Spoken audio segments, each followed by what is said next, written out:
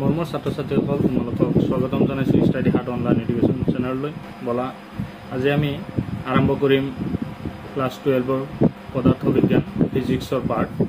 আৰু পোনপ্ৰথমে আমি আৰম্ভ কৰি লৈছোঁ ফিজিক্সৰ যিটো ছেকেণ্ড পাৰ্ট আছে, সেই ছেকেণ্ড পাৰ্টৰ পৰা লেচন পোহৰ ৰশ্মি বিজ্ঞান আৰু আলোক যন্ত্ৰ।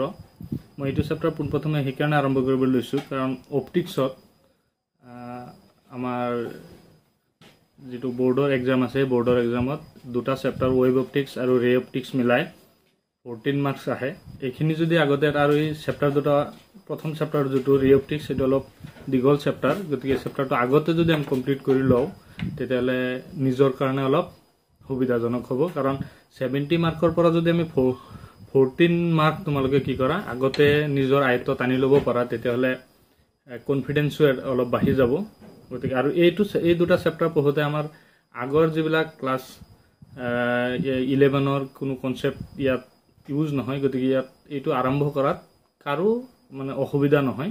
খালি চিম্পুল ক্লাছ 10ৰ কিছুমান কথা যদি তোমালোকৰ মনত আছে তেতিয়া হৈ যাব, আৰু যদিও মনত নাই তেতিয়াও তোমালোকে চাব পাৰা। মই আগৰ কথাখিনি পোনপ্ৰথমে কৈ ল'ম, একদম পূৰা বেচিক্সৰ পৰা আৰম্ভ কৰিম, বেচিক্সটো একদম এডভান্সলৈকে লৈ যাম। ইয়াত বৰ্ডত অহা সকলোবিলাক কুৱেশ্যন পেপাৰে মই আলোচনা কৰিবলৈ যত্ন কৰিম।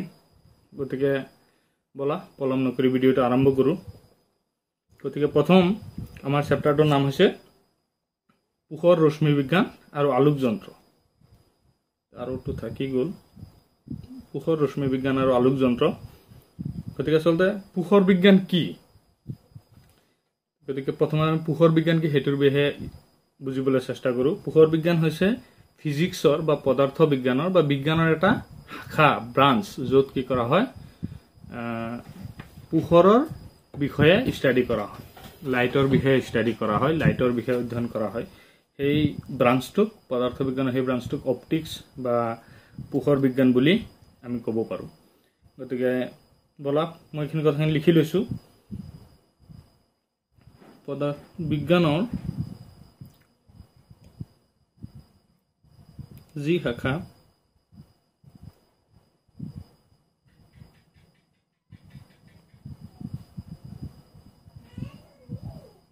পোহৰ আৰু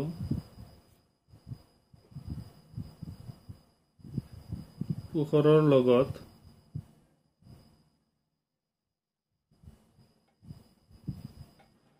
জড়িত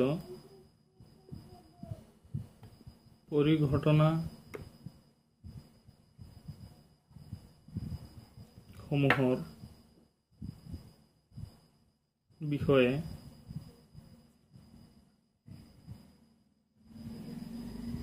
অধ্যয়ন কৰা হয়, সেই শাখাক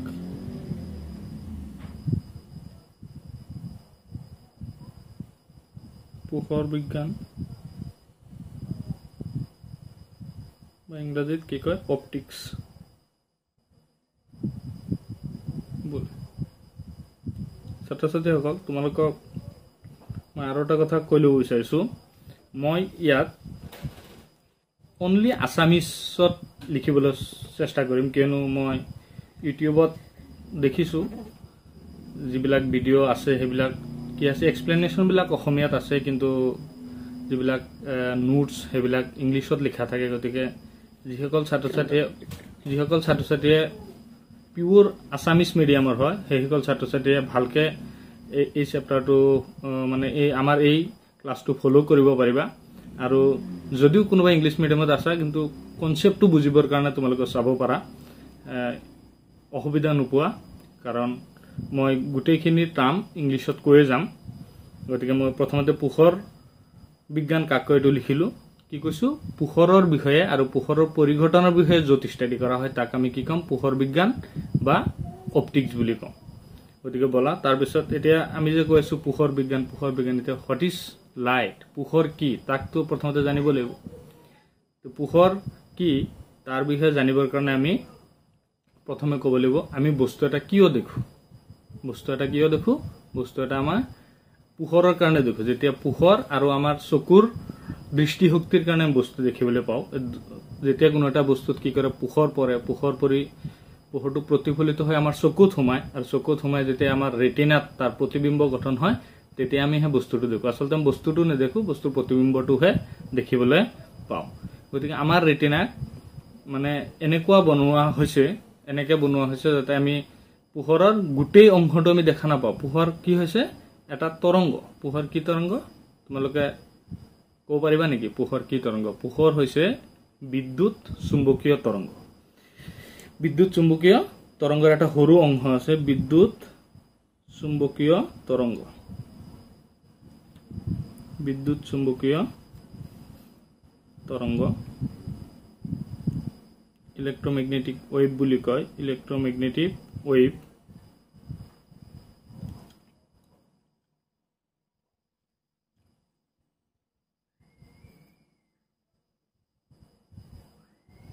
কি আছে তোমাৰ বিদ্যুৎ চুম্বকীয় তৰংগত কেইবাটাও আছে প্ৰথম আছে তোমাৰ এইফালে আছে ৰেডিঅ' ৱেভ মাইক্ৰ'ৱেভ তাৰপিছত ইনফ্ৰাৰেড তাৰপিছত আছে ভিজিবল ৰিজন ইউভি ৰে তাৰপিছত আছে তোমাৰ এক্স ৰে আৰু গামা ৰে এইকেইটা হৈছে আমাৰ বিদ্যুৎ চুম্বকীয় তৰংগৰ ভাগ যদি বিদ্যুৎ চুম্বকীয় তৰংগৰ এই যিটো অঞ্চল আছে ভিজিবল ৰিজন ইয়াৰ কি হয় যিটো পৰিসৰ যিটো ৰেঞ্জ ইহঁতৰ তৰংগ দৈৰ্ঘ্যৰ ৰেঞ্জটো হৈছে তোমাৰ 400 নেনোমিটাৰৰ পৰা 500 নেনোমিটাৰ এটা ইম্পৰ্টেণ্ট কথা মনত ৰাখিব 400 নেনোমিটাৰৰ পৰা 750 নেনোমিটাৰ 400 নেনোমিটাৰৰ পৰা 750 নেনোমিটাৰ ইয়াৰ পৰা ডাইৰেক্ট ওৱান মাৰ্কৰ কোৱেশ্চন সুধি দিব পাৰে যে ভিজিবল ৰিজন যেটো আছে বিদ্যুৎ চুম্বকীয় তৰংগৰ ভিজিবল ৰিজনৰ পৰিসৰ কিমান তেতিয়া ক'ব লাগিব 400 নেনোমিটাৰৰ পৰা 750 নেনোমিটাৰ একদম ইজি খালি ভালকে মনত ৰাখিব লাগে আৰু ক'ব লাগে 400 to 750 নেনোমিটাৰ এইখিনি ৰিজনৰ এইখিনি অঞ্চলৰ পোহৰকহে আমাৰ চকুৰ যেটো ৰেটিনা আছে আমাৰ চকুৰ যেটো ৰেটিনা আছে ৰেটিনাই ধৰা পেলাব পাৰে বাকি যিখিনি আছে তোমাৰ radio' wave microwave infrared UV ৰে এক্স ৰে বা গামা ৰে এইখিনি আমাৰ চকুত ৰেটিনাই কি কৰিব নোৱাৰে ধৰা পেলাব নোৱাৰে মানে এইবিলাক ধৰা পেলোৱাৰ যেটো ৰিসেপ্টৰ হেতু আমাৰ চকুত নাই হেকাৰণে হেবিলাক পোহৰ আমি নেদেখো গতিকে কোনবিলাক পোহৰৰ সেনসিটিভিটি আমাৰ চকুৱে ধৰা পেলাব পাৰে হেতু হৈছে ভিজিবল ৰিজন মানে কোনখিনিৰ পৰা কোনখিনি তৰংগ দৈৰ্ঘ্য মনত ৰাখিব লাগিব 400 নেনোমিটাৰৰ পৰা 750 নেনোমিটাৰ এটো ভালকে মই আকৌ এবাৰ কৈছো আমাৰ চকুত বিদ্যুৎ চুম্বকীয় তৰংগৰ যেটো ক্ষুদ্ৰ অংশ 400 নেনোমিটাৰৰ পৰা 750 নেনোমিটাৰ হেইখিনি অঞ্চলৰ যদি পোহৰ আহে তেতিয়া আমাৰ চকুত তাৰ সেনসিটিভিটি বা অনুভূতি তাৰ ধৰা পেলাব পাৰে কিন্তু বাকিখিনি কি কৰিব নোৱাৰে ই ধৰা পেলাব নোৱাৰে গতি পোহৰ বুলি আমি কলা কাক কম পোহৰ হৈছে এবিধ শক্তি যি আমাৰ চকুত দৃষ্টিৰ অনুভূতি জগায় আৰু এই পোহৰটো কোনখিনি অঞ্চলত পৰে বিদ্যুৎ চুম্বকীয় তৰংগৰ ভিজিবল বা দৃশ্যমান অঞ্চলৰ এটি ক্ষুদ্ৰ অংশ বা বিদ্যুৎ চুম্বকীয় তৰংগৰ এটি ক্ষুদ্ৰমান অংশ যি দৃশ্যমান অঞ্চলত পৰে ইয়াৰ পৰিসৰ কিমান 400 নেনোমিটাৰৰ পৰা 750 নেনোমিটাৰ এইখিনি লিখি দিম নাকি লিখি নিদিলেও হ'ব লাগে হ'ব লিখি দিছো পোহৰ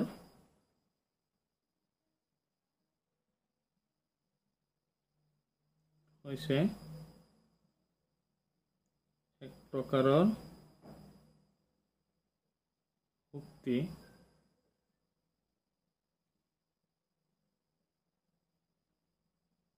যিয়ে আমাৰ চকুৰ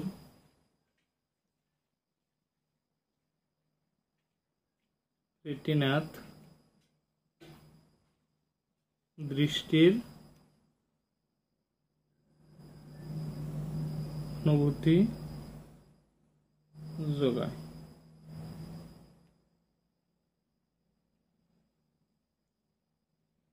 ই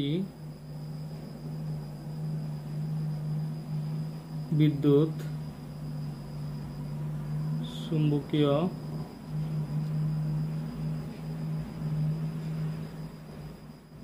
তৰঙ্গৰ এই বিদ্যুৎ চুম্বকীয় তৰঙ্গৰ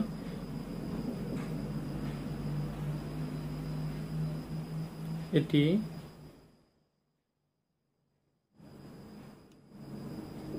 ক্ষুদ্ৰ অংশ যি দৃশ্যমান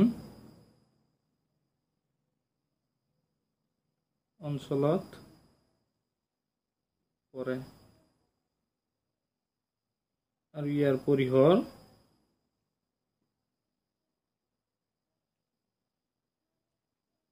ইয়াৰ পৰিসৰ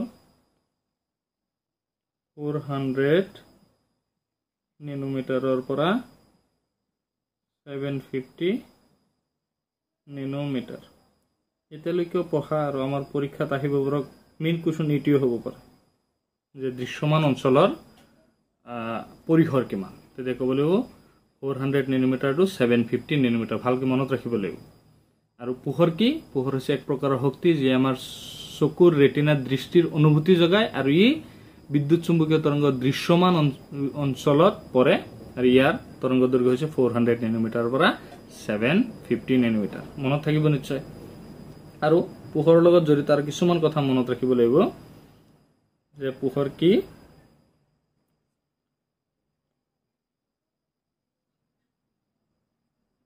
আৰু কিছুমান কথা মনত ৰাখিব পোহৰৰ বেগ কিমান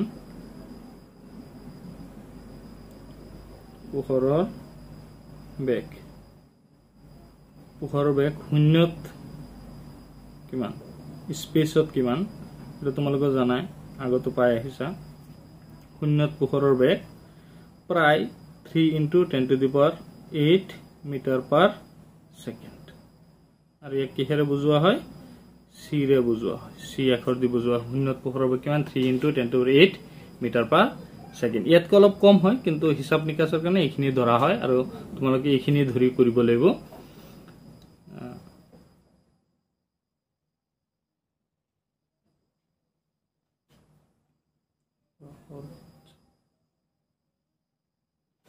আৰু এটা কথা মনত ৰাখিবা তোমালোকে ইয়ে হৈছে প্ৰকৃতিত পোৱা সৰ্বোচ্চ বেগ পোহৰৰ বেগে হৈছে প্ৰকৃতিত পোৱা সৰ্বোচ্চ বেগ প্ৰকৃতিত পোৱা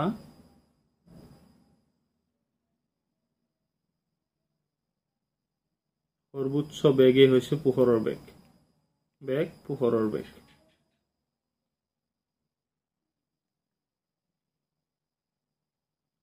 এতিয়া আমি সচৰাচৰ দেখি থকা কি হয় পোহৰ কি কৰে সৰল ৰেখাত গতি কৰে পোহৰে কি কৰে সৰল ৰেখাত গতি কৰে ইয়াৰ প্ৰমাণ কি পোহৰ যে সৰল ৰেখাত গতি কৰে পোহৰৰ সৰল ৰেখাত গতি কৰে যে ইয়াৰ প্ৰমাণ হৈছে আমি যদি ইয়াত থিয় হৈ থাকো আমাৰ কি পিছফালে এটা আমাৰ কি হয় ছাৰ সৃষ্টি হয় এটো হৈছে কি পোহৰ সৰল ৰেখাত যে গতি কৰে তাৰ কাৰণ এটো আগতে ধৰি লোৱা হৈছিল যেতিয়া তোমাৰ 1700 সন্মান বা নিউটনৰ যেতিয়া যুগ আছিল তেতিয়া ধৰি লোৱা হৈছিল পোহৰে কি কয় সৰল ৰেখাত গতি কৰে কিন্তু সেইটো সময়তে পোহৰ তৰংগ হিচাপে গতি কৰে বুলি আন এজন সাইন্টিস্টে আমাক কৈছিল এই সাইন্টিস্টৰ নাম হৈছে হাইজেন্স এই পৰৱৰ্তী যেটো চেপ্টাৰ ওয়েব অপটিক্স তাত হেতুৰ বিষয়ে আমি পঢ়িব পাৰিম যে পোহৰ কি নহয় ৰে নহয় ৰশ্মিৰ নিচিনা গতি নকৰে পোহৰ তৰংগৰ নিচিনা গতি কৰে এইটো এটা ডাঙৰ কন্ট্ৰভাৰ্সি চলি আছিল হেতু যুগত মানে 1700 চনৰ পৰা প্ৰায় 1700 চনৰ পৰা 1800 চনলৈকে প্ৰায় 200 বছৰ এটো লৈ ডিবেট চলিছিল কাহিনীটো মই কম তোমালোকক প্ৰথমতে ইয়াৰ আগতে কি কও পোহৰৰ কণিকা তত্ত্ব যেটো ডেকাৰ্টে আৰু নিউটনে দিছিলে তোমালোকৰ ইনসাইডি কিতাপত আছে তোমালোকে পঢ়ি লবা ব্লু বক্স এটাত লিখা আছে পোহৰৰ কণিকা তত্ত্ব কি নিউটনে কি কৈছিলে পোহৰ কণিকাৰ নিচিনা গতি কৰে পোহৰ কণিকাৰ নিচিনা গতি কৰে হেকাৰণে পোহৰ সৰল ৰেখাত গতি কৰিব পাৰে আৰু কণিকাৰ নিচিনা যেটো বস্তু গতি কৰিব এটো কি হয় সৰল ৰেখাত গতি কৰিব যেনেকে তুমি ধৰা কিছুমান মানে এনেকে ধৰি লব পাৰা যে পোহৰ যেটো পোহৰটো এৰ কিছুমান পেকেট হিচাপে গতি কৰে এটা টুপলা হিচাপে গতি কৰে গতিকে নিউটনেও কৈছিলে আৰু ডেকাৰ্টে এই কথাটো আসলতে ডেকাৰ্টেই কৈছিল কিন্তু সেই ডেকাৰ্টেৰ কথাটো নিউটনৰ কিতাপত যেতিয়া নিউটনে এক্সপ্লেইন কৰিছিল তেতিয়া সেই কণিকা তত্ত্বৰ পিছলৈ নিউটনৰ কণিকা তত্ত্ব বা পোহৰৰ কণিকা তত্ত্ব হিচাপে সমাজত পৰিগণিত হ'ল আৰু ইংৰাজীত ইয়াক কয় কৰ্পাসকোলাৰ থিওৰি অফ লাইট আৰু পোহৰৰ যিটো কণিকা সেই কণিকাটোক একোটাক কি কয় পোহৰৰ কণিকা বা ইংৰাজীত কৰ্পাস্কুল বুলি নামকৰণ কৰিছিল। এই কণিকা তত্ত্ব আচলতে কি কৈছিল যে পোহৰ শক্তি কণিকাৰ ৰূপত থাকে। পোহৰ কেনেকৈ থাকে? কণিকাৰ ৰূপত থাকে, তৰংগ ৰূপত নাথাকে। আৰু পোহৰৰ কণিকাৰ কি নাথাকে? ভৰ নাথাকে। ইয়াত চোৱা, সচৰাচৰ মানুহে প্ৰশ্ন কৰিব, যদি পোহৰ কণিকাৰ ৰূপত থাকে তেতিয়া এতিয়া মোক এই লাইটৰ পৰা মোৰ ইয়াত পোহৰ পৰিছে, তেতিয়া পোহৰ পৰিলে যদি পোহৰৰ ভৰ থাকিলে মই নিশ্চয় ইয়াত আঘাত পালোহেঁতেন, দুখ পালোহেঁতেন, কিন্তু মই দুখ পোৱা নাই। সেইকাৰণে কি কৈছে কণিকা তত্ত্বই সেইটো কথা কি কৈছে যে পোহৰ যদিও পোহৰ কণিকা আকাৰত থাকে, কিন্তু পোহৰৰ কি নাই? ভৰ নাই, মানে মাছলেছ পাৰ্টিকুল বুলি ক'ব পাৰা। আৰু ইহঁত স্থিতিস্থাপক গুণ বিশিষ্ট। ইহঁত কি হয়? স্থিতিস্থাপক গুণ বিশিষ্ট। স্থিতিস্থাপক গুণ বুলি কয় ইলাষ্টিক গুণ বিশিষ্ট। কোনবিলাক বস্তু কোৱা হয়? যদি এটা বস্তু আন এটা বস্তুত কি হয়? খুন্দা খায়, যদি সিহঁতৰ কি নহয় শক্তিৰ পৰিৱৰ্তন নহয়, মানে যিটো শক্তিত গৈছিলে, যিটো গতিশক্তিত গৈছিলে, পুনৰ যদি সেইটো গতিশক্তিতে ঘূৰি আহে, তেতিয়াহ'লে আমি কি ক'ম? বস্তুটো স্থিতিস্থাপক সংঘাত হৈছে বা স্থিতিস্থাপক কলিজন হৈছে, ইলাষ্টিক কলিজন হৈছে বুলি ক'ম। তেতিয়াহ'লে এই যিবিলাক পোহৰৰ কণিকা আছে, এই কণিকাবিলাক কেনেকুৱা গুণ বিশিষ্ট? স্থিতিস্থাপক গুণ বিশিষ্ট। মানে ইয়াত কি নহয়, এটা পোহৰ গৈ যদি ক'ৰবাত পৰে তাৰ কি নহয়? শক্তিৰ ক্ষয় নহয়, অপচয় নহয়। ইয়াত লিখা আছে যে শক্তিৰ কি নহয়? পৰিৱৰ্তন নহয়। ইহঁত স্থিতিস্থাপক গুণ বিশিষ্ট। প্ৰথম কি কৈছে? পোহৰ কণিকাৰ ৰূপত থাকে, পোহৰৰ কণিকাৰ ভৰ নাথাকে। আৰু এটা কথা কৈছিলে, পোহৰৰ বেগ লঘুতৰ মাধ্যমৰ তুলনাত ঘনতৰ মাধ্যমত অধিক। এই কথাটো কণিকা তত্ত্বত কৈছিলে। এতিয়া তোমালোকক জানা যে পোহৰৰ বেগ লঘুতৰ মাধ্যমত বেছি, ঘনতৰ মাধ্যমত কম, কিন্তু ইয়াত কি কৈছে? তাৰ উল্টা কথাটো কৈছে। আৰু এইটোৱে আছিলে পোহৰৰ কণিকা তত্ত্বৰ এটা ডাঙৰ মিষ্টেক। মনত ৰাখিবা, ইয়াৰ পৰা কুৱেশ্যন হ'ব পাৰে যে পোহৰৰ কণিকা তত্ত্বত থকা ডাঙৰ আসোঁৱাহটো কি আছিলে, ভুলটো কি আছিলে? ই কি কৈছিলে? পোহৰৰ বেগ ঘনতৰ মাধ্যমত বেছি বুলি কৈছিলে, কিন্তু আচলতে পোহৰৰ বেগ ঘনতৰ মাধ্যমত বেছি নহয়।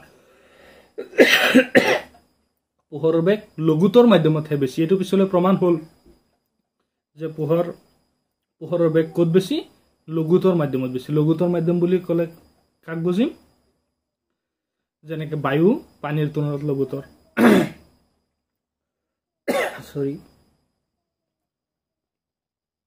ইয়াক কয় লঘুতৰ মাধ্যম, মানে আলোকীয়ভাৱে লঘুতৰ আৰু আলোকীয়ভাৱে ঘনতৰ। এইটো প্ৰতিহৰণাংকৰ ওপৰত নিৰ্ভৰ কৰে। আমি পৰৱৰ্তী যেতিয়া প্ৰতিহৰণ আৰম্ভ কৰিম তেতিয়া এইটোৰ বিষয়ে আমি আলোচনা কৰিম যে পোহৰৰ কণিকা তত্ত্ব কি কৰে? কণিকা তত্ত্ব মতে পোহৰৰ বেগ লঘুতৰ মাধ্যমত কম বুলি কৈছিলে, ঘনতৰ মাধ্যমত বেছি বুলি কৈছিলে। লঘুতৰ মাধ্যমৰ তুলনাত ঘনতৰ মাধ্যমত বেছি, অধিক বুলি কৈছিলে, যিটো কি হয় এটা এই তত্ত্বৰ এটা আসোঁৱাহ। এই তত্ত্বৰ এটি আসোঁৱাহ।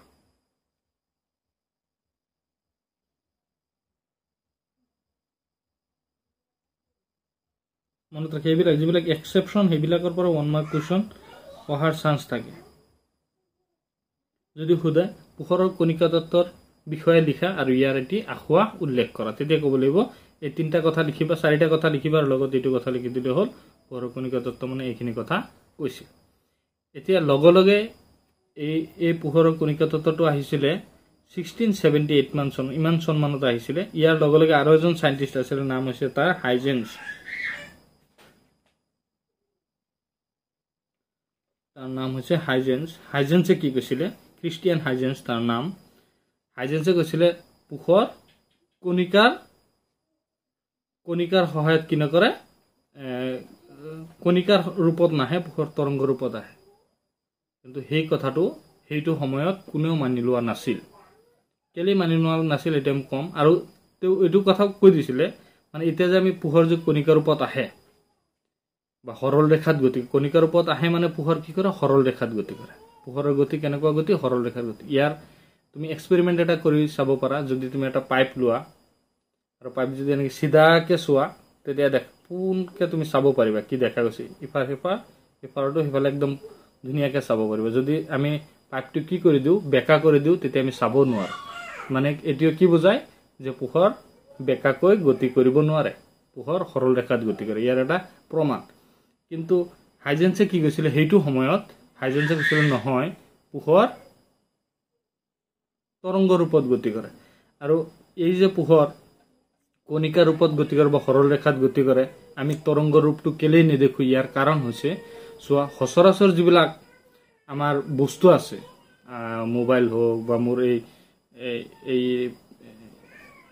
এছ পেনটোৱে হওক বা যিবিলাক বস্তু সচৰাচৰ আছে, গছ হওক, এইবিলাক বস্তু আকাৰ বহুত ডাঙৰ। বস্তুবিলাকৰ আকাৰ কি হয়? বহুত ডাঙৰ। কাৰ তুলনাত? আমাৰ তৰংগ দৈৰ্ঘ্যৰ তুলনাত। তো তৰংগ দৈৰ্ঘ্য কিমান বুলি কৈছোঁ? 400 নেনোমিটাৰ। পোহৰৰ তৰংগ 400-ৰ পৰা 750 নেনোমিটাৰ। এতিয়া তোমালোকক এটা মই ইয়াত দেখাবলৈ যত্ন কৰিম। তৰংগ কাক কয়? তৰংগ তোমালোকে জানা, তৰংগ দৈৰ্ঘ্য কাক কয়? যে দুটা অনুক্ৰমিক শীৰ্ষৰ মাজৰ দূৰত্বক কি বুলি কয়? তৰংগ। বা দুটা অনুক্ৰমিক খাদৰ মাজৰ দূৰত্বক কি কয়? তৰংগ দৈৰ্ঘ্য বুলি কয়। এতিয়া চোৱা, তৰংগ দৈৰ্ঘ্য মানে আমি যে কৈছোঁ 400 নেনোমিটাৰ তৰংগ দৈৰ্ঘ্য।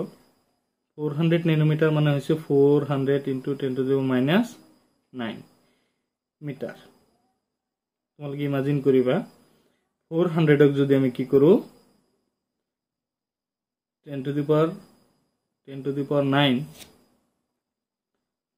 যদি আমি হৰণ কৰোঁ, মানে 1 মিটাৰক যদি আমি কি কৰোঁ, ইমান ভাগ কৰোঁ। চোৱা, 1 মিলিমিটাৰ কিমান হয়? 1 মিলিমিটাৰ মানে 10⁻³ 1 মিটাৰ। তোমালোকে দেখিছা স্কেল পাত যে থাকে, স্কেল পাতত সেই সৰু এক ঘৰ যে থাকে, সেইটোক 1 মিলিমিটাৰ। 1 মিলিমিটাৰ 10⁻³ হয়। আৰু সেই তাৰ তুলনাত 10⁻⁹ কিমান সৰু হ'ব তোমালোকে ভাবা। মানে এটা তৰংগ দৈৰ্ঘ্য কিমান হ'ব? ইমান সৰু হ'ব। গতিকে দূৰৰ পৰা দেখিলে সেই তৰংগটো দেখাত সৰল ৰেখাৰ নিচিনাই দেখা যাব। বুজিব পাৰিছে নাই কি ক'ব বিচাৰিছোঁ? যে বস্তু তৰংগ দৈৰ্ঘ্য বহুত, মানে পোহৰৰ তৰংগ দৈৰ্ঘ্য বহুত চুটি হোৱাৰ কাৰণে দূৰৰ পৰা বস্তু এটা দেখিলে কেনেকুৱা দেখা যাব? সৰল ৰেখাৰ নিচিনা দেখা যাব। যেনেকে আমি জানো লাইন এটা কিহেৰে গঠিত হয়? বিন্দু লগ লাগি গঠিত হয়। কিন্তু বিন্দুটো আমি কি দেখোঁ? একদম চিধা এটা লাইন আঁকো, এনেকে। ৰেখাটোক আমি এনেকে আঁকো, ডাইৰেক্ট এনেকে। কিন্তু আচলতে ৰেখা জানো এনেকে গঠন হয়? এনেকে গঠন নহয়। ৰেখাত কি থাকে? বিন্দু থাকে। আমি যদি ৰেখাটোক এনেকে মাইক্ৰস্কোপ দি বহুত বহুত বহুত সূক্ষ্মভাৱে চাওঁ, তেতিয়া আমি দেখিম ৰেখাটো কেনেকুৱা দেখা যাব? এনেকুৱা দেখা যাব। ঠিক সেইদৰেই তৰংগ দৈৰ্ঘ্যটো কি হয়? বহুত ছুটি হোৱাৰ কাৰণে আমি দেখোঁ কণ্টিনিউৱাছ, কিন্তু আচলতে ই কণ্টিনিউৱাছ নহয়। কেনেকুৱা থাকে? এনেকুৱা থাকে। এই কথাটোৱে কি কৈছিলে? হাইজেন্সে প্ৰমাণ কৰিব লৈছিলে যে পোহৰ কি নহয়? কণিকা নহয়। হয়, আমি কণিকা নিচিনা দেখোঁ যেতিয়া পোহৰ কি হয়? যিবিলাক বস্তুৰ সংস্পৰ্শত আহে, সংস্পৰ্শত অহাৰ পিছতহে তেনেকুৱা হয়। যেতিয়া ক্ষুদ্ৰ বস্তুত তোমালোকে চাবা, যেতিয়া ক্ষুদ্ৰ বস্তুত মানে মিলিমিটাৰতকৈ সৰু, 10⁻⁻⁴, 10⁻⁵, এনেকুৱা ৰেঞ্জৰ বস্তুৰ কথা যেতিয়া আমি আলোচনা কৰিম, তেতিয়া বস্তুটো তৰংগ ধৰ্ম দেখাব। এইটো অৱশ্যে এতিয়াহে প্ৰমাণিত হৈছে। এই কথাটো হাইজেন্সেও সেইটো সময়ত কোৱা নাছিল। কিন্তু হাইজেন্সে খালি কৈছিল যে পোহৰে কি কৰে? তৰংগৰ দৰে আচৰণ কৰে। তৰংগৰ দৰে আচৰণ কৰি বুলি কৈতো কিছুমান পৰিঘটনাটো এক্সপ্লেইন কৰিছিল। পোহৰৰ প্ৰতিফলন আৰু প্ৰতিসৰণটো এক্সপ্লেইন কৰিছিলেই, যিটো নিউটনেও কৰিছিল।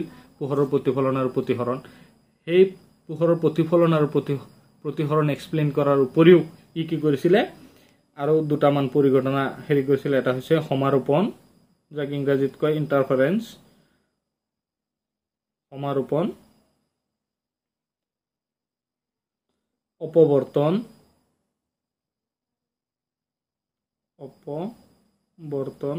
আদিটো এক্সপ্লেইন কৰি দিব পাৰিছিল। এতিয়া সেইটো সময়ত তেওঁৰ কথা শুনিবলৈ মানুহ নাছিল। ইয়াৰ কাৰণ, এটা ডাঙৰ কাৰণ আছিল নিউটন। কাৰণ তেতিয়া নিউটনৰ দপদপনি, যি কয় তাৰ ফলোৱাৰ্ছ বহুত আছিল। মানে তাক মানে চকু মুদি মানুহে তেতিয়া বিশ্বাস কৰিছিল। নিউটনে যে সেইটো কথা কৈ আছে, সেইটো কথাৰ ওপৰত তেওঁৰ কথাটো কোনেও মানি ল'ব বিচৰা নাছিল। আমি কিছুমান সৰু সৰু কনচেপ্ট আলোচনা কৰিম, যিবিলাক তোমালোকে ক্লাছ 10ত পাই আহিছা। গতিকে মই এইবিলাক অলপ স্পীড পঢ়াব বিচাৰিম। প্ৰথম হৈছে ৰশ্মি। ৰশ্মি কাক কয়? ৰশ্মি হৈছে কি? আমি যে পোহৰে যে সৰল ৰেখাত গতি কৰে, তাৰ গতিপথটোক বুজাবৰ কাৰণে যিটো বুজাও, এইটোকে ৰশ্মি বুলি কয়। ৰশ্মিৰ মানে পোহৰৰ গতিপথক বুজাবৰ কাৰণে যিটো আমি উপস্থাপন কৰোঁ, সেই উপস্থাপনকে ৰশ্মি বুলি কোৱা হয়। ইয়াক এনেকে বুজোৱা হয়। আৰু এই যোনটো কাৰ চিন, এই কাৰ চিনটোৱে পোহৰ কোনফালে গতি কৰিছে সেইটো বুজায়। মনত ৰাখিবা, তাৰপিছত হৈছে ৰশ্মিপুঞ্জ। ৰশ্মিপুঞ্জ হৈছে তোমাৰ ৰশ্মি বুলি ক'লে বা ৰে বুলি ক'লে আমি এটা সিঙ্গুল ৰশ্মিক বুজিম, আৰু যদি ৰশ্মিপুঞ্জ বুলি কয় বা বিম বুলি কয়, বিম অফ লাইট বুলি কয়, তেতিয়া আমি ৰশ্মিৰ বান্ডেল একোটাক বুজিম। বান্ডেল যেনেকে তুমি ধৰা ঝাৰু যে দেখিছা তোমালোকে নিশ্চয়, ঝাৰু যেনেকে বান্ধি থোৱা হয়, তাত কেইবাটাও কি থাকে, বহুতখিনি কাঠি একেলগে বান্ধি থোৱা হয়। সেই কাঠি কেইটাক তোমালোকে একোটা কি বুলি ভাবিব পাৰা, এটা ৰে বুলি ভাবিব পাৰা। আৰু এই ৰেৰ যিটো বান্ডেল, এই বান্ডেলটোক ৰশ্মিপুঞ্জ বুলি কম। ৰশ্মিপুঞ্জ কাক কয়? ৰশ্মিৰ একোটা থোপক কি বুলি কম আমি? ৰশ্মিপুঞ্জ। বা একাধিক ৰশ্মিক একেলগে কি বুলি কোৱা হয়? ৰশ্মিপুঞ্জ বুলি কোৱা হয়। তাৰপিছত পঢ়িম আমি লক্ষ্যবস্তু কাক কয়। তো লক্ষ্যবস্তু কাক বোলে? যি বিন্দুৰ পৰা আপতিত পোহৰ, মনত ৰাখিবা, যি বিন্দুৰ পৰা আপতিত পোহৰ ৰশ্মি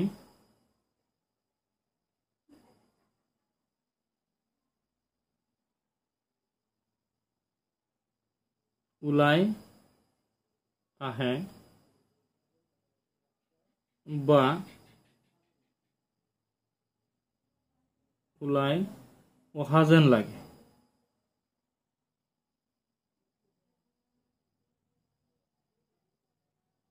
সেই বিন্দুটোক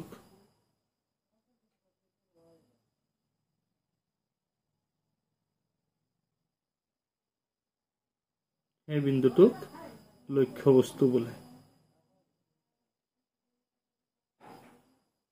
কি কৈছো? যিটো বিন্দুৰ পৰা পোহৰ ওলাই আহে, আপতিত ৰশ্মি হ'ব লাগিব, আপতিত পোহৰ ৰশ্মি, প্ৰতিফলিত বা প্ৰতিফলিত নহয়, যিটো বিন্দুৰ পৰা আপতিত পোহৰ ৰশ্মি ওলাই আহে, এইটো এটা লক্ষ্যবস্তু আছে। ইয়াৰ পৰা আপতিত ৰশ্মি ওলাই গৈছে, গতিকে এই বস্তুটোক আমি কি বুলি ক'ম? এটা লক্ষ্যবস্তু বুলি ক'ম, এটা অবজেক্ট বুলি ক'ম। তাৰপিছত চোৱা, লক্ষ্যবস্তু দুই প্ৰকাৰৰ থাকে। এটা হৈছে সৎ লক্ষ্যবস্তু আৰু এটা হৈছে অসৎ লক্ষ্যবস্তু। অসৎ আকৌ লক্ষ্যবস্তু কেনেকৈ হ'ব পাৰে, হয় নাই? চাম আমি। সৎক ইংৰাজীত কয় ৰিয়েল আৰু অসৎক কয় virtual. Real object and virtual object. এতিয়া চাবা, এই আপতিত ৰশ্মিটো চোৱা, এইটো আপতিত ৰশ্মি এটা আহি আছে, এইটো আপতিত ৰশ্মি এটা আহি আছে। এই ৰশ্মিটো তাই কৰবাত কাটাকটি কৰিব নি? এইফালে যদি বঢ়াই দিওঁ, কটাকটি নকৰে, কিন্তু ইয়াত যদি পিছফালে বঢ়াই দিওঁ, ইয়াত কটাকটি কৰা যেন লাগিব। আচলতে প্ৰকৃততে কটাকটি কৰা নাই, কিন্তু ইয়াৰ পৰা ইয়াত কটাকটি কৰা যেন লাগিব, মানে ইয়াত আপতিত ৰশ্মি গৈ মিলিত হৈছে, হয় নাই? ইয়াত আপতিত ৰশ্মি প্ৰকৃততে মিলিত হোৱা নাই, কিন্তু মিলিত হোৱা যেন লাগিছে, কিন্তু এই লক্ষ্যবস্তুটোক আমি অসৎ লক্ষ্যবস্তু কম। আপতিত ৰশ্মি প্ৰকৃততে কি কৰা নাই? মিট কৰা নাই বা মিলা নাই, অসৎ লক্ষ্যবস্তু।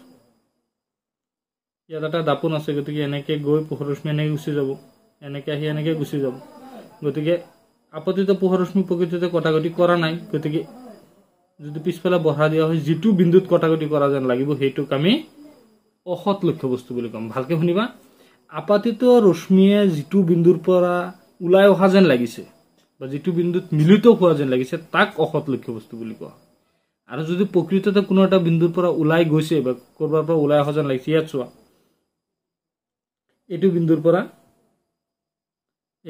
পৰা আপতিত পোহৰ ৰশ্মি ওলাই গৈছে, এইটো বিন্দুৰ পৰা আপতিত ৰশ্মি ওলাই গৈছে, গতিকে কোনটো বিন্দুৰ পৰা ওলাই গৈছে? এইটো বিন্দুৰ পৰা। এইটো হ'ব তেতিয়াহ'লে সৎ লক্ষ্যবস্তু। সৎ লক্ষ্যবস্তু, এইটো প্ৰকৃততে ওলাই গৈছে চোৱা, কিন্তু ইয়াত প্ৰকৃততে ওলাই যোৱা নাই, ইয়াৰ পৰা আহি আছে, ইয়াৰ পৰা আহিছে, ইয়াৰ পৰা প্ৰতিফলিত হৈ গুচি গ'ল, গতিকে এইটো কি হ'ব? অসৎ লক্ষ্যবস্তু, এইটো হ'ব সৎ লক্ষ্যবস্তু। গতিকে অসৎ লক্ষ্যবস্তুৰ সৎ লক্ষ্যবস্তু পৰৱৰ্তী যিবিলাক টপিক আমি পঢ়িম তাত দৰকাৰ পৰিব, সেইকাৰণে আমি কৈ লৈছোঁ। তাৰপিছত আছে তোমাৰ প্ৰতিবিম্ব। প্ৰতিবিম্ব ঠিক সেইদৰে দুই ধৰণৰ থাকে, সৎ প্ৰতিবিম্ব আৰু অসৎ প্ৰতিবিম্ব থাকে। সৎ প্ৰতিবিম্ব আৰু কি থাকে? আৰু এক ধৰণৰ প্ৰতিবিম্ব থাকে, অসৎ প্ৰতিবিম্ব। সৎ প্ৰতিবিম্ব আৰু অসৎ প্ৰতিবিম্ব কাক কয়? সৎ প্ৰতিবিম্ব ইংৰাজীত কয় ৰিয়েল ইমেজ আৰু অসৎ প্ৰতিবিম্ব কয় ভাৰ্চুৱেল ইমেজ। রিয়েল ইমেজ বা ভার্চুয়াল ইমেজ কাক কয় রিয়েল ইমেজ কাক কয় বা প্রতিবিম্ব কাক কয় যদি প্রতিফলিত রশ্মি আগতে কি কৈছিল আপতিত রশ্মি মনত রাখিবা ইনসিডেন্ট রে এতিয়া কৈছো রিফ্লেক্টেড রে অর রিফ্লেক্টেড রে প্রতিফলিত রশ্মি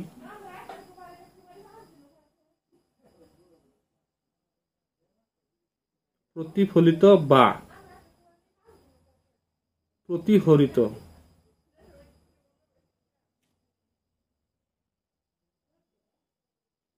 প্রতিফলিত বা প্রতিহরিত আগৰটোত কৈছিল আপতিত এইটোই ডিফাৰেন্স প্ৰতিফলিত আৰু প্রতিহরিত রশ্মিয়ে যি বিন্দুত মিলিত হয় বা মিলিত হওয়া যেন লাগে মিলিত হওয়া যেন লাগে এই বিন্দুটোক প্রতিবিম্ব বুলি কয় আৰু নতুন ডায়াগ্ৰাম নাকো ওপৰত আছে তাতে বুজাই দিম এই বিন্দুটোক প্রতিবিম্ব বা ইমেজ বলে প্রতিবিম্ব বা ইমেজ বলে সোয়া ইয়াত সোয়া তোমালোকে এটো সোয়া আপতিত রশ্মি এটো আপতিত রশ্মি প্রতিফলন পিছত এনেকে ঘুরি গেছে এনেকে ঘুরিছে প্রতিফলিত রশ্মি কাটাকাটি কৰিছে না প্ৰকৃততে কাটাকাটি কৰিছে এইটোক আমি কম হত প্ৰতিবিম্ব কিয়নো প্ৰতিফলিত ৰশ্মি কাটাকাটি কৰিছে হত প্ৰতিবিম্ব ইয়াত সোয়া এইটো বিন্দু ইয়াৰ পৰা ওলাই গৈছে এনেকে প্ৰতিফলিত হৈ গুছি গৈছে এইটো এনেকে ওলাই গৈছে ইয়াৰ পৰা আহি এনেকে গুছি আহিছে কিন্তু এই ৰশ্মি দুটা কেতিয়াও কটাকটি নকৰে এনেকে যিমানে বঢ়াই দিবা ইমানে আগবাঢ়ি বাঢ়ি গৈ থাকিব গতি কটাকটি নকৰে গতি পিছফালে যে বঢ়াই দিও এইটো বিন্দুৰ পৰা ওলাই অহা যেন লাগিছে গতি এই বিন্দুটো হ'ব কি আর এই বিন্দুটো হ'ব তোমাৰ কি অহত প্রতিবিম্ব অহত প্রতিবিম্ব হত প্রতিবিম্ব আর অহত প্রতিবিম্বর মাজত পার্থক্য কেতিয়াবা লিখিব আহে এই ডিফিনিশন দুটা লিখিবা প্রতিফলিত রশ্মি বা প্রতিহরিত রশ্মি যেটো বিন্দুত প্রকৃততে মিলিত হয় সেই বিন্দুটো হত প্রতিবিম্ব বুলি কম আর যদি মিলিত হওয়া যেন লাগে বা ওলাই অহা যেন লাগে তেতিয়া তাক অহত প্রতিবিম্ব বুলি কম এটা হৈ গল হত প্রতিবিম্ব কি হয় পর্দাত ধরা পেলাব পাৰি পৰ্দাত আমি হত প্ৰতিবিম্বটো চাব পাৰো কিন্তু অহত প্ৰতিবিম্বটো পৰ্দাত ধৰা পেলাব নোৱাৰো এই দুটা লিখি দিলে হৈ যাব তাৰ পিছত আমি পঢ়িম পোহৰৰ প্ৰতিফলন এটা কথা মনত ৰাখিবা লক্ষ্যবস্তুৰ ক্ষেত্ৰত আপতিত ৰশ্মি মিলিত হ'ব লাগিব বা মিলিত হোৱা যেন লাগিব আৰু প্ৰতিবিম্বৰ ক্ষেত্ৰত প্ৰতিফলিত ৰশ্মি বা প্ৰতিহৰিত ৰশ্মি মিলিত হ'ব লাগিব প্ৰতিফলন কাক কয় তোমালোকে অলৰেডি ক্লাছ 10 ত পঢ়ি আহিছা মই খালি কথাটো কৈ দিম আৰু তাত দুটা নিয়মো পঢ়িছিলা তোমালোকে প্ৰতিফলিত ৰশ্মি হৈছে কি আপতিত ৰশ্মি যদি কোনো এটা মাধ্যমৰ পৰা গৈ কিবা এটা পৃষ্ঠত খুন্দা খায় পুনৰ আগৰ মাধ্যমলৈ ঘূৰি আহে পোহৰ এটা মাধ্যমৰ পৰা গৈ কোনো এটা পৃষ্ঠত খুন্দা খায় যদি পুনৰ আগৰ একেখন মাধ্যমলৈ ঘূৰি আহে সেই পৰিঘটনাটোক কি বুলি কোৱা হয় পোহৰৰ প্ৰতিফলন বুলি কোৱা হয় বা ৰিফ্লেকশন অফ লাইট বুলি কোৱা হয় আকৌ কৈছো পোহৰ এটা মাধ্যমৰ পৰা গৈ আন এটা মাধ্যমত খুন্দা খায় বা আন এটা পৃষ্ঠত খুন্দা খায় যদি পুনৰ একেখন মাধ্যমলৈ ঘূৰি আহে তেতিয়া পোহৰক কি বুলি কোৱা হয় प्रतिफलित रश्मि चित्रत बुझाई दिसु एटा एटा दापन বুলি ধৰি লোৱা যদি এনেকে পোহৰ ৰশ্মি এটা পৰে আহি ইয়াত তাৰ পিছত যদি এনেকে ঘূৰি যায়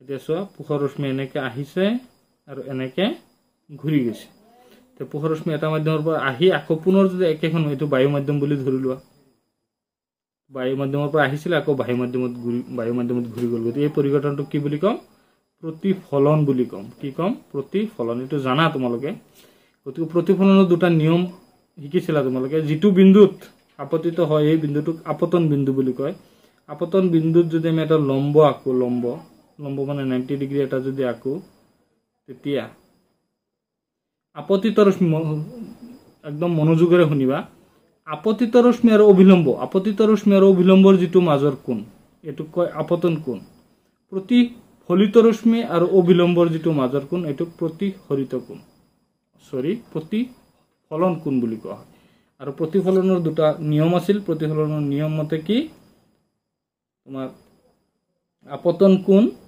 আৰু প্ৰতিফলন কোণ সদায় সমান হ'ব পৃষ্ঠ যেনেকুৱাই নহওক লাগিলে, পৃষ্ঠ এনেকুৱা দাপোনৰ নিচিনা পুৰা মসৃণ নহওক কিয় বা খহটাই নহওক কিয়, ওখৰা মুখৰা নহ'লে এই দুটা সূত্ৰ কিন্তু এই সূত্ৰটো মানি চলিবই।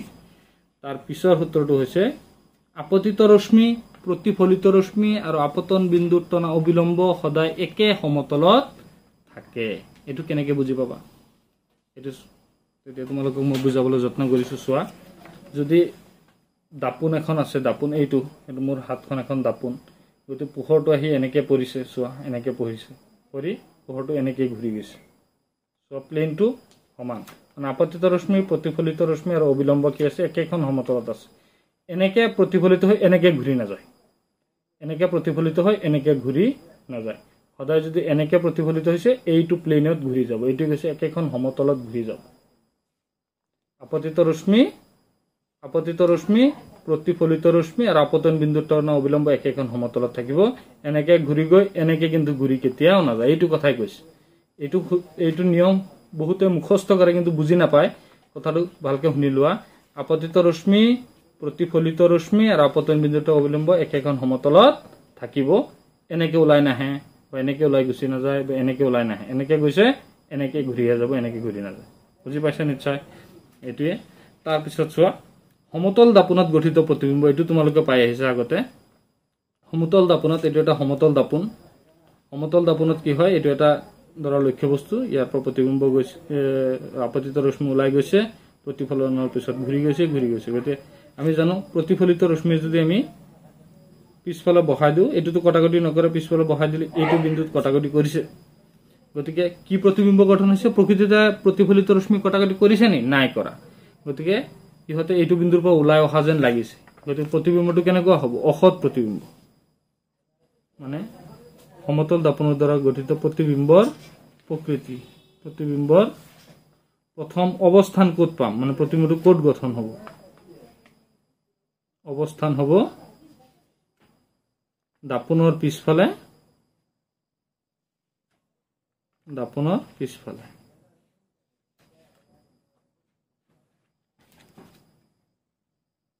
প্ৰকৃতি কেনেকুৱা হ'ব? প্ৰতিবিম্বটো কেনেকুৱা হ'ব? লিখিব লাগিব সৎ, সৎ নহয় অসৎ। সৎ জানো? নহয়, কটাকটি কৰা নাই, অসৎ। আৰু লগত অসৎ হ'লে কি হয়? থিয় হয়, ভাৰ্চুৱেল এণ্ড ইৰেক্ট। তাৰপিছত হ'ব আকাৰ। আকাৰ হ'ব, চাইজটো কেনেকুৱা হ'ব? লক্ষ্য বস্তু যিমান ডাঙৰ আছিলে প্ৰতিবিম্ব সিমানে ডাঙৰ হ'ব, মানে সমান আকাৰৰ। প্ৰতিবিম্বৰ আকাৰ আৰু লক্ষ্য বস্তুৰ আকাৰ কি হ'ব? সমান সমান হ'ব। আৰু এটা কথা মনত ৰাখিব লাগিব, দাপোনৰ পৰা প্ৰতিবিম্বটো যিমান দূৰত আছিলে, প্ৰতিবিম্বটো দাপোনৰ পৰা পিছফালে সিমান দূৰতে গঠন হ'ব। মানে ইয়াত এইটো জানা তুমি, ইউ মানে লক্ষ্য বস্তুৰ দূৰত্ব আৰু প্ৰতিবিম্বৰ দূৰত্ব কি হ'ব? সদায় সমান হ'ব। আৰু এটা কথা মনত ৰাখিব লাগিব, সমতল দাপোনৰ ক্ষেত্ৰত যিটো প্ৰতিবিম্ব গঠন হয়, এইটো আহে পৰীক্ষাত কেতিয়াবা। সমতল দাপোনত গঠন হোৱা প্ৰতিবিম্বটো কি হয়? যিটো বাওঁ হাত বা বাওঁফালটো সোঁফাল যেন লাগে আৰু সোঁফালটো বাওঁফাল যেন লাগে। সমতল দাপোনত গঠন হোৱা সোঁফালটো বাওঁফাল যেন লাগিব আৰু বাওঁফালটো সোঁফাল যেন লাগিব। এই পৰিঘটনটোক পাৰ্শ্বীয় বিলোমন বা লেটাৰেল ইনভাৰ্সন বুলি কয়।